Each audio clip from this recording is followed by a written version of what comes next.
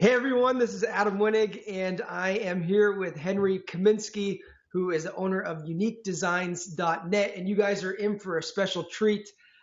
Henry is arguably the best in the business when it comes to branding, when it comes to design, when it comes to putting together a brand that makes an impact and separates you from the crowd.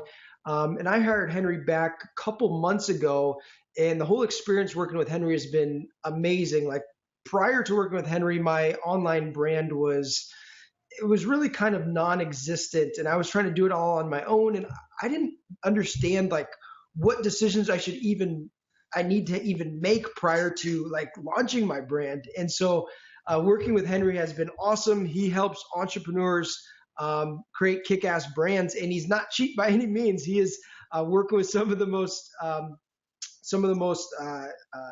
the best entrepreneurs on the internet today. So you guys get a real privilege to sit down with Henry here for the next 45 minutes to an hour. And he's actually going to be going through these 7 key decisions, or these 7 key points that you need to decide on prior to starting your brand. So I'm really excited. Henry, thanks a bunch for getting on here. And I'm excited for the talk. Let's hit it off. Awesome, Adam. Thank you again for that awesome intro. I love that logo that's behind your head, by the way. I think you designed that one. The Adam Wenig official logo. Yes, thank you so much for having me on and asking me to do this for your tribe. It's more than a pleasure, and I'm very passionate about this stuff, as you're going to see in a second. So I'm going to share with you sort of the branding blueprint that I put a lot of my clients through right out of the gate to kind of get them understanding what exactly branding is and what they should be paying attention to really start to build that solid foundation. Because a lot of the problems I'm seeing is a lot of the entrepreneurs, they want to get to the fun stuff, yet they don't want to do the stuff that actually, like the hard work, which is building that foundation. Because if you build that house on a muddy or sandy ground, it's not going to stand. It's not going to last. And so, we went through 7 hours of training with you to kind of help you get your mind around what branding is and how to position yourself. And now look at you, just a couple months later, you're crushing it. So I'm going to share screens with you actually, and then walk you sort of through the branding blueprint. So let me know if you can see it. Okay, looks good. I can see your screen. Awesome. Let me see if I can just go a little bit larger. Look at that. This little document looks amazing. Everything you put out looks amazing, dude. Thank you. Let me see if I can here we go. Attaboy. All right. So, how to build a brand that attracts your ideal clients. At the end of the day, Adam, we got to stop. We have to stop trying to be everything to everyone. That's going to get us in trouble. Okay. So we need to get real specific on who it is that we truly want to serve. And we need to stand our feet planted solidly in the ground. This is who I'm for, and this is who I'm not for. And until you get clear with that, you're going to have mixed messages. Okay. So we got to make sure that you understand this. And what exactly is branding? So branding is the desired perception you want your audience to remember you as. Okay.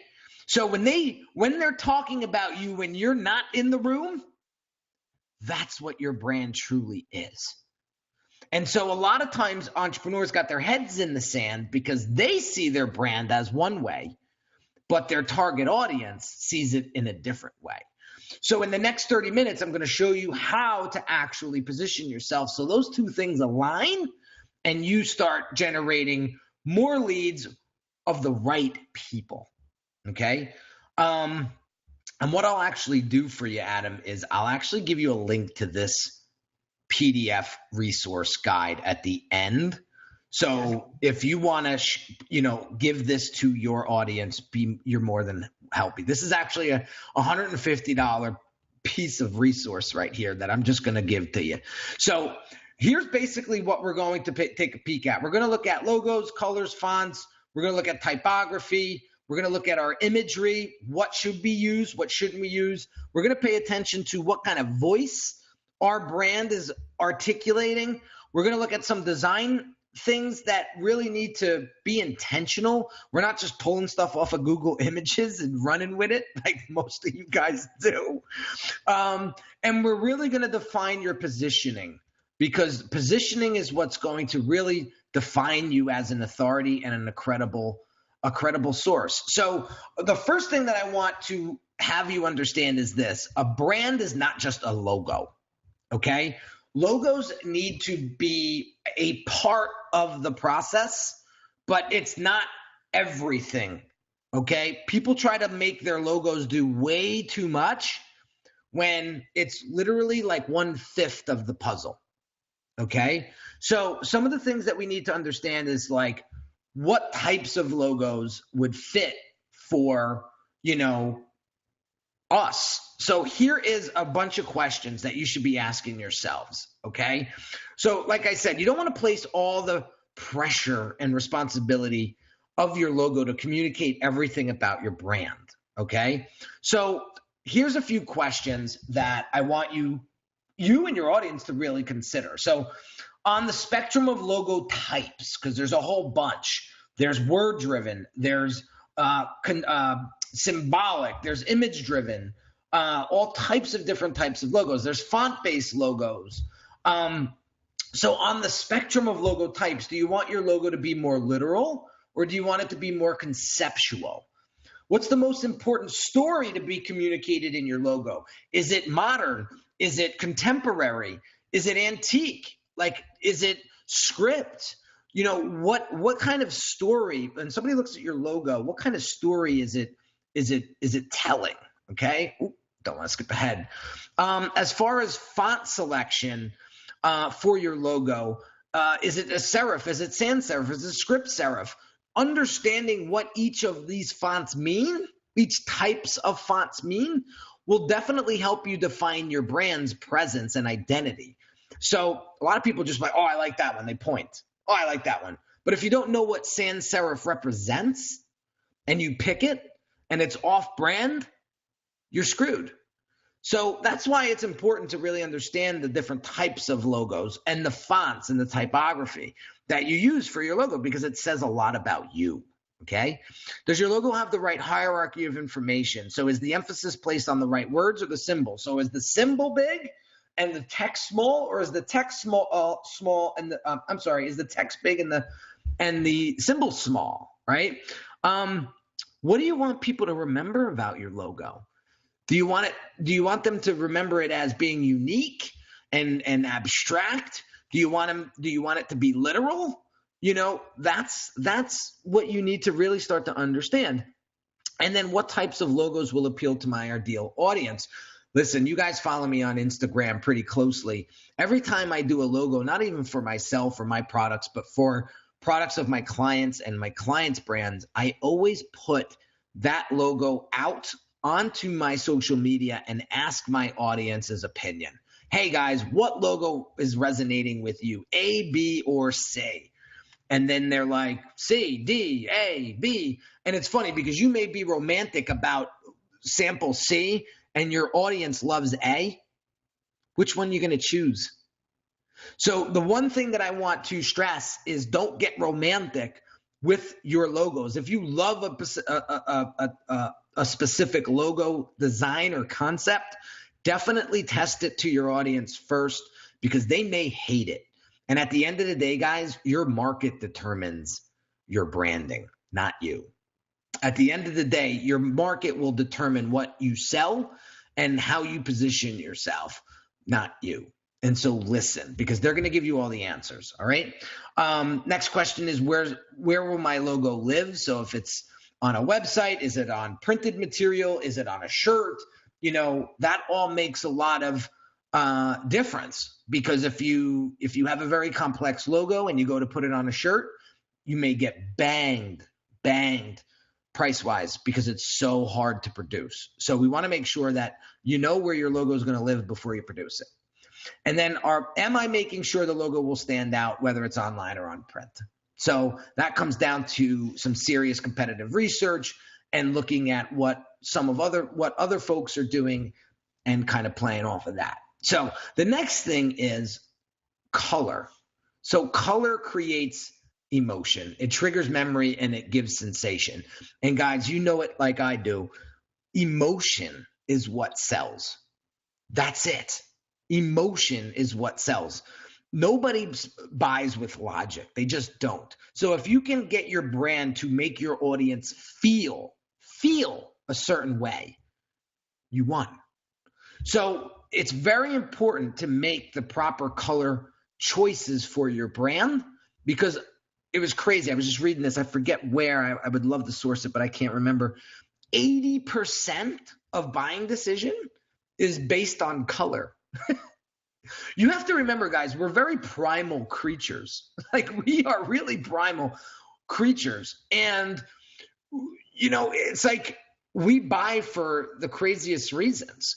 And you have to understand that, where you may be thinking real complex, like, oh, well, it needs to be this certain way, where somebody may just ignore you because they hate the color red, or your audience just refuses the color red. And you're sitting there with a whole bunch of red products and services and wondering why you can't get any sales. So here's some interesting examples of color. So when we look at the color red, it definitely stimulates appetite. It was proven. It's scientifically proven. So why do you think McDonald's and Burger King and In-N-Out Burger are using that in their logos? So that's the point of color. There's a lot of science behind color. And look at Facebook. Blue is a calming and relaxing color. It's also a color that evokes trust. And trust is a biggie when it comes to branding. If you don't have trust, you don't have a brand. And so there's no surprise why Facebook, Samsung, and JetBlue are using blue. So I will share with you just a few questions here to ask yourself. Is your brand attempting to own a singular color? See, I love purple. It's a representation. Purple represents royalty. It represents creativity. And we're a creative agency. So, of course, I'm going to implore purple into my brand. I just happen to love that color. So I'm trying to own that color as well. So that's the point I'm trying to make here. So are your colors consistent across various media? So the last thing I want anybody to do is have an Instagram that's filled with blues and purples, and then when you go to your website, those two colors are nowhere to be found. That is such a subconscious disconnect. It makes people afraid, and people love to be safe. And when you take somebody from one place to another and it's consistent and they feel comfortable and safe getting to that next location, you're winning. So making sure that your color is consistent across all channels is key. So have you tested your brand colors on different surfaces and applications? That's another one. I'm not going to go into deep detail into that, but that's like going to, looking at colors of shirts if you're going to do apparel versus what's on the screen. Is your brand better off using warm or cool colors? Again, knowing your audience will determine what colors you should be using and what colors they resonate with. Have you researched and evaluated the connotations and meanings of your brand colors in different countries and cultures? Listen, social media makes this world a very small place. So understanding what other cultures and countries feel about your particular color is very, very insightful information, because it'll allow you to put the right message in front of them. And what resonates with them is what's going to help you connect. So are you choosing color to create meaning, add depth, or tell a story? Or are the colors chosen simply because you like them? And that's where I want you to sort of pay attention. Like, I happen to like purple because of the meaning of purple. And that's why I've chosen purple and whites and grays for my brand. Where are we? How am I doing so far, Adam? Henry, you're doing awesome, man. Okay. You're good. I was, All right, I was cool. reading, but Okay, will your color system be flexible enough to allow for a range of dynamic applications? So we want to make sure that that particular color will be able to be used on different platforms. So are you using a color in a strategic way to support your brand architecture? Again, you want to be very intentional, like McDonald's and Wendy's and Burger King with their color schemes. They know that red appeases the appetite. That's why they use red. So we want to make sure that we're doing that with our brands as well. So have you evaluated the pros and cons of using color to differentiate products, business verticals, or simply categories or information? You could certainly do that. If I took you to my website right now, you could see how I break down the different sections of my website with color. And it really helps the eye sort of concentrate on what it is that I want them to know in that specific section of the website. Do you need a bold color palette or a pastel palette? Again, knowing your audience will help you determine that. Can you reproduce your brand colors? That's very important too, because that could get real pricey if you can't. All right.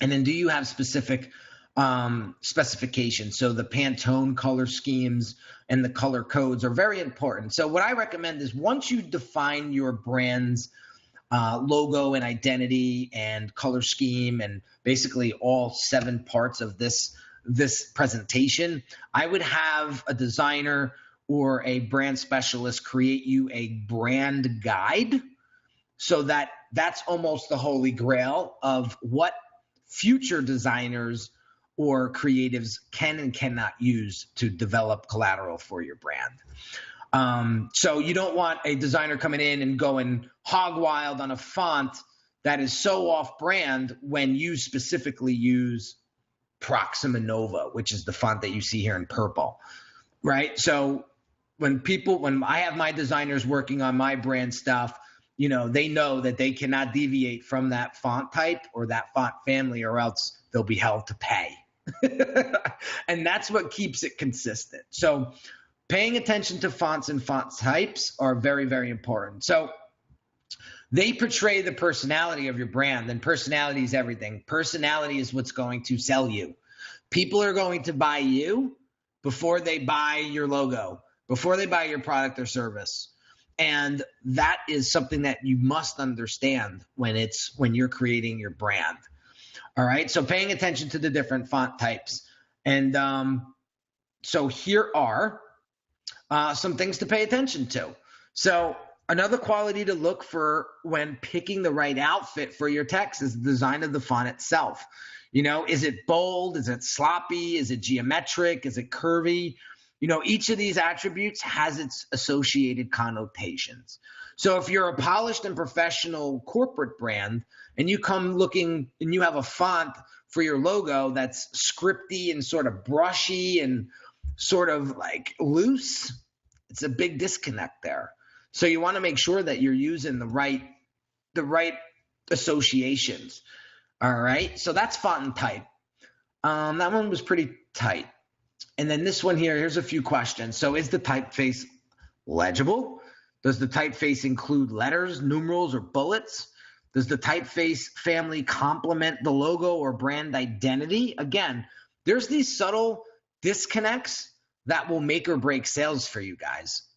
And if you're not paying attention to the consistency across your branding, it could cost you thousands of dollars a day.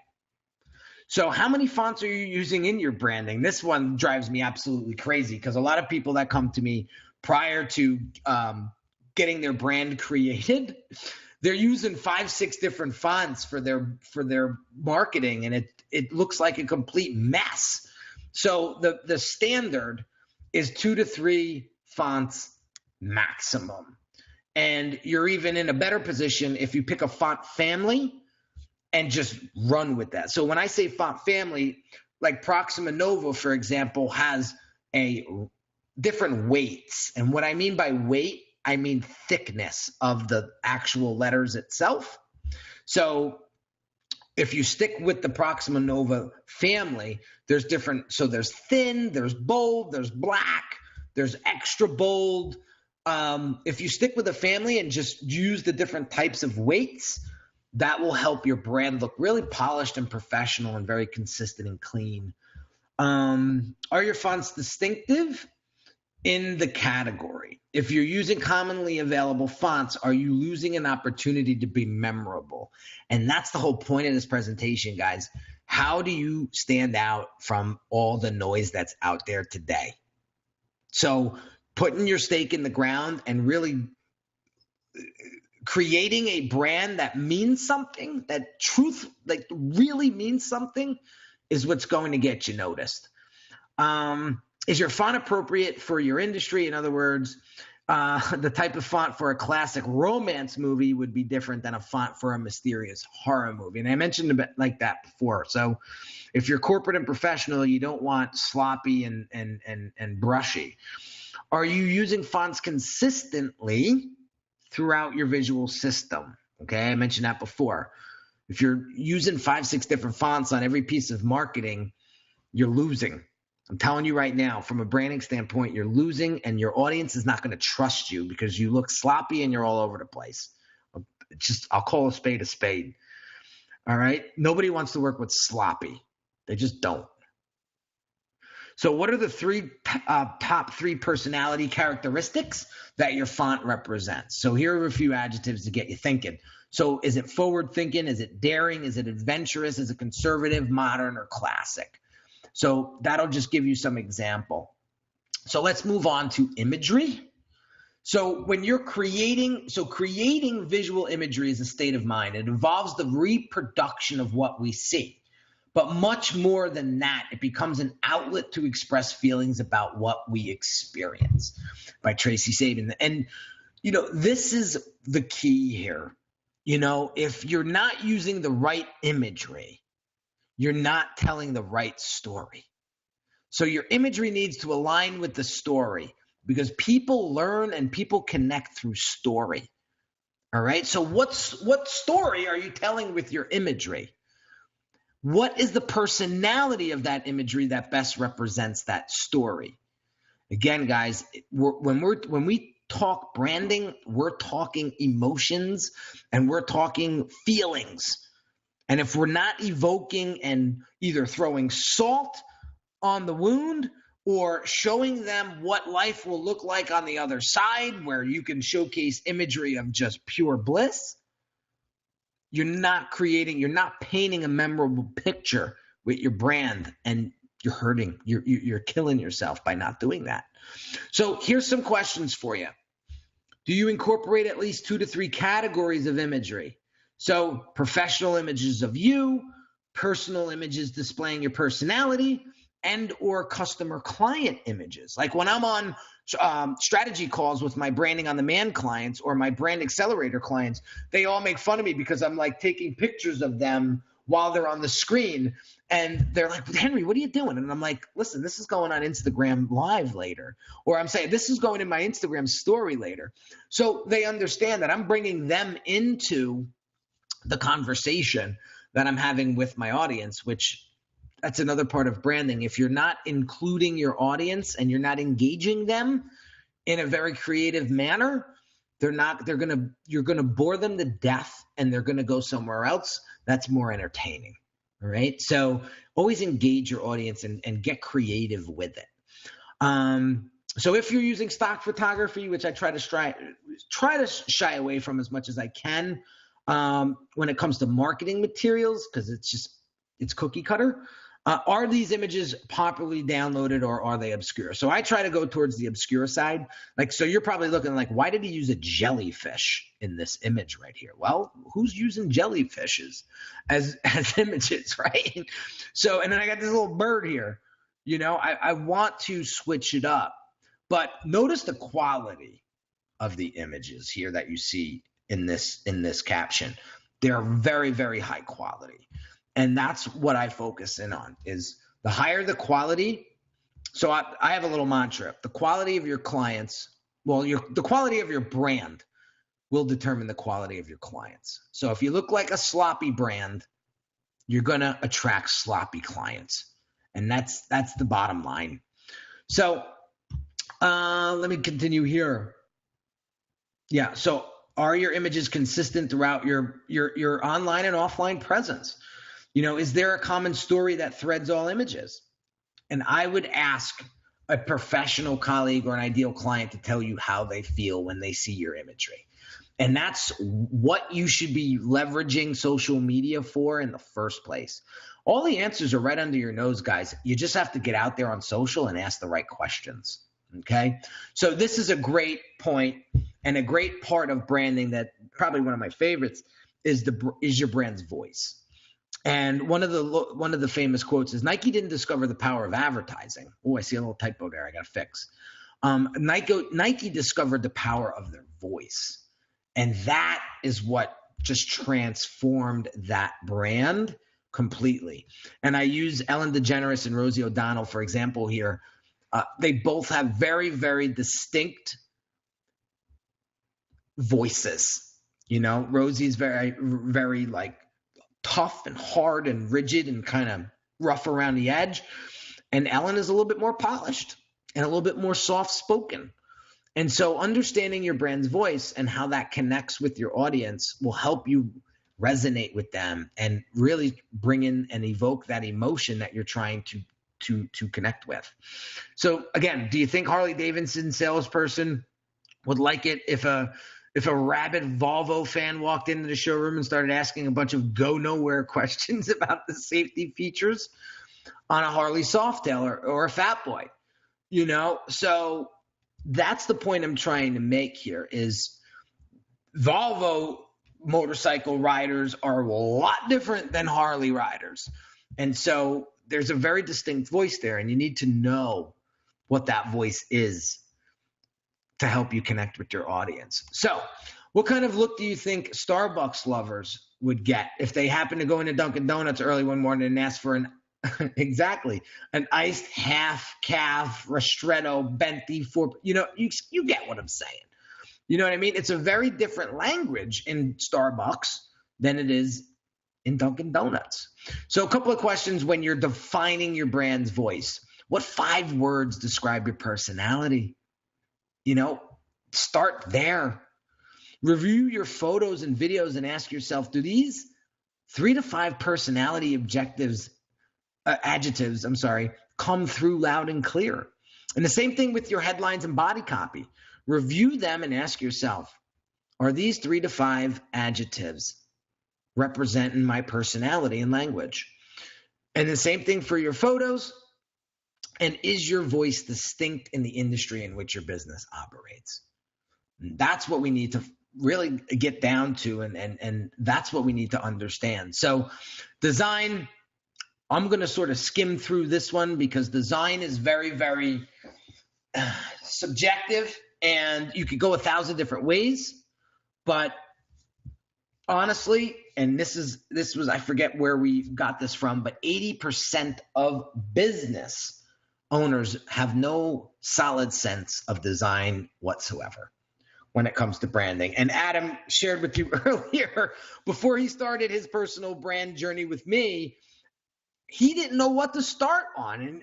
And because you're not a creative, because you're not a branding expert or have any idea of what branding is, that's not your cup of tea, what you slap together may look phenomenal to you because you did it, right? And you want to tap yourself on the back, but your audience may think it's horrific.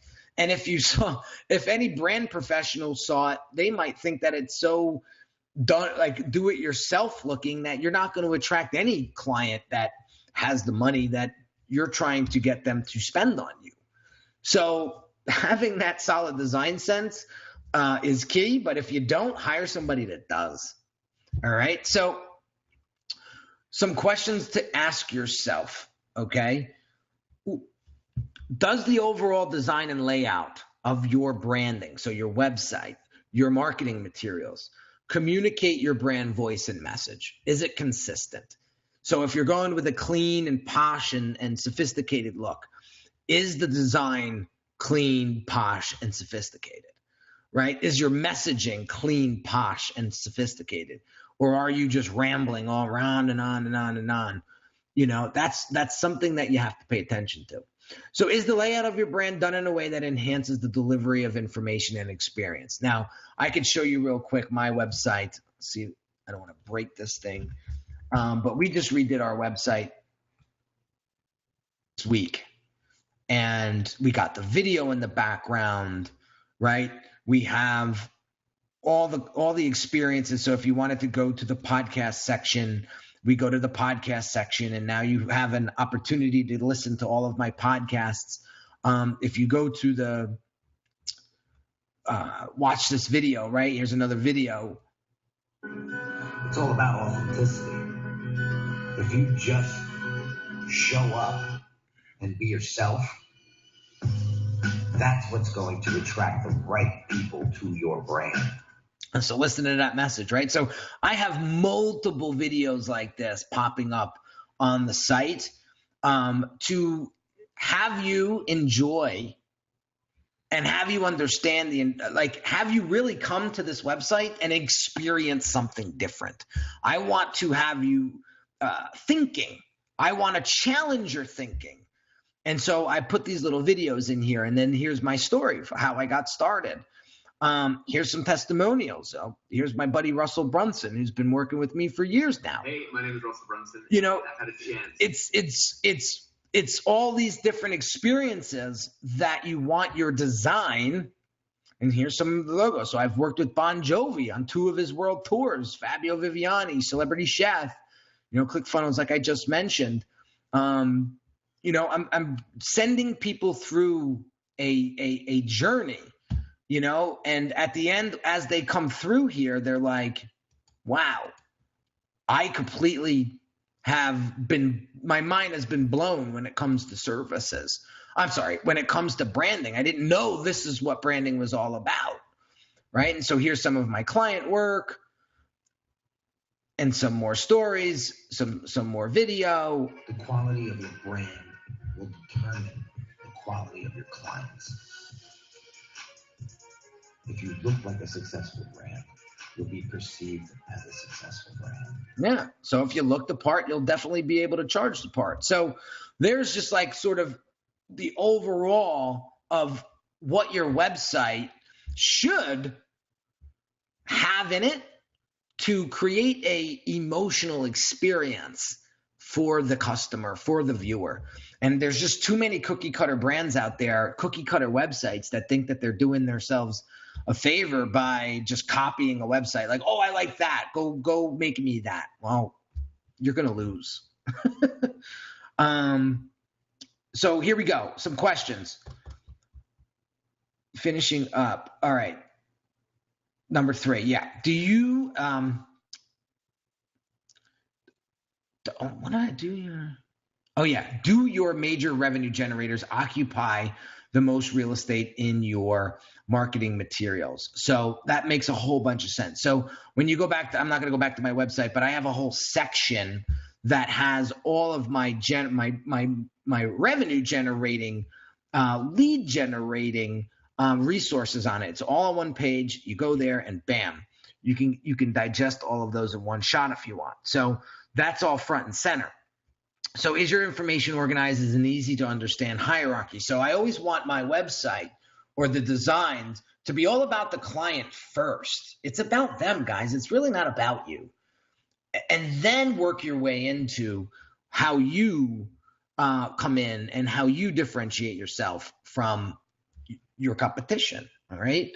So being intentional with your design is what's going to really help you take your brand to the next level. And now this is probably the most important part of branding, and it's your brand's position. And as we round out this presentation, I'm going to get into this in just a second. But the basic approach of positioning is not to create something new and different, but to manipulate what's already in the mind and to retie the connections that already exist. See, people are afraid of new, but if you can bring in something that they're familiar with, right, it will help you create that bond. And when you create that bond, you create connection. And that's what branding does. It creates that connection between you and your audience. So take a look at some of this positioning that we've created here. So Fortune 500 companies, they have a certain look and feel that positions themselves a certain way. There's our logo there, Unique Designz logo. You can see how that sort of really pops and has a very unique characteristic to it. But I want to get to the questions. These are probably the $1 million questions that are going to unlock tremendous amounts of profits for you in the future. So when you go to position your brand, you got to ask yourself these 6 questions. Who's your target audience? Who's not your target audience? And draw the line in the sand and draw it deep, okay? What is the problem that you solve? Because as entrepreneurs, we want to create solutions. That's what we're built for. So what problem are you solving? And if you don't have a problem to solve, you don't have a business, right? So getting to know your audience and finding the problems that they need solved is going to help you sell, right? Why should people listen to you? So what makes you the cool things in sliced bread? Why should I listen to you? Show me. Okay, we used to call this thing in high school. We used to have this little phrase, show and prove. If we didn't believe somebody, we just said show and prove, and they would have to show and prove, and then we would believe them. And if they couldn't, we knew they were full of crap, right? So what makes you a credible company or person? Like I'll take Adam, for example. Adam's out there on a daily basis showcasing how he helps people create businesses online and helps them create a lifestyle, right, that everyone wants to be, right? Because listen, we're on this world for, at the end of the day, guys, for 2 minutes. And if we're not taking advantage of every minute, then we're losing. We're behind the 8 ball. So Adam does a tremendous job on creating that credibility and showcasing how he's helped people in the past. And so there's no reason why Adam's funnel is always filled, because people are seeing him. They're like, holy crap, this guy does great work. He really knows his stuff. He's helped hundreds of people in the past. I want to listen. Now you got my attention, right? And so what differentiates you from everyone else? And the answer is this: it's you. So it's not a trick question. But there's 7 billion people in this world, but there's only one of you. So if somebody ever asks you, what makes you so different? You just tell them me. You only get one me, right? And you position yourself that way, it's like, whoa, this person is confident. And people buy confidence, guys. That's what they buy. And they will spend enormous amounts of money with you if they believe in you. And if they know and feel that you are confident enough to help them. And so last but not least, what makes your brand relevant? Again, if you're not relevant, if you can't connect emotionally with people and make your brand feel like you're part of them or you're one of them and you know what they're going through and you're empathetic to them, your brand doesn't have a shot in hell. So that's it, guys, in a nutshell. So basically, this is basically the 7 points of branding that you really need to understand to sort of get started.